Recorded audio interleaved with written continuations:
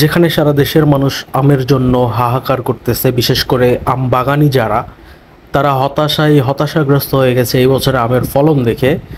সেখানে আলহামদুলিল্লাহ আমাদের বাগানগুলোতে মোটামুটি ভালোই আম আছে আলহামদুলিল্লাহ। এবং এই আমগুলো রাজশাহীর যেহেতু, সেহেতু সরকারি বা প্রশাসনের তরফ থেকে যে ডেট দেওয়া হয়েছে সেটা হচ্ছে আগামী 25শে মে।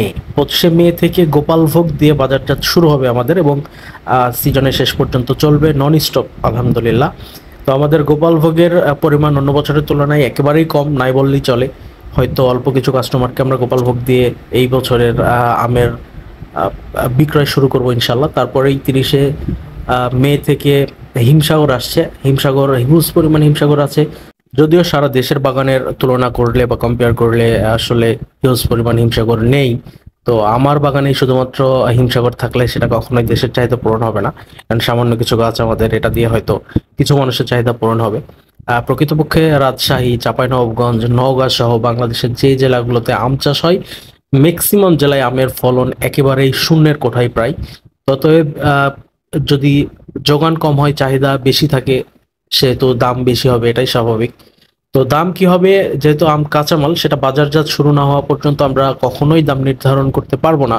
অতএব আমাদের ইনবক্সে দাম জিজ্ঞাসা করে আপাতত কোনো লাভ হবে না, কারণ আমরা কোনো আমের দামই এখন বলতে পারবো না।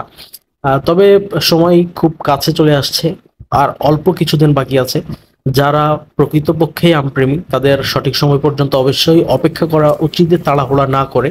কারণ তাড়াহুড়া করে আম খেলে সে আম ফরমালিন দেওয়া আমটাই হবে, এটা সবাই জানে। কারণ অপরিপক্ক আম যদি গাছ থেকে নামাই, অবশ্যই তাকে ফরমালিন দিয়ে সেটাকে পাকাতে হবে। অতএব সঠিক সময় পর্যন্ত অপেক্ষা করা উচিত। সময় যেহেতু খুব সন্নিকটে চলে আসছে, এই কয়টা দিন আমাদের সবারই ধৈর্য ধরা উচিত। তাহলে ইনশাল্লাহ আমরা রাজশাহীর অরিজিনাল পরিপক্ক আম, অর্গানিক আম, ফরমালিন মুক্ত আম সারা বাংলাদেশে ডেলিভারি করতে পারবো।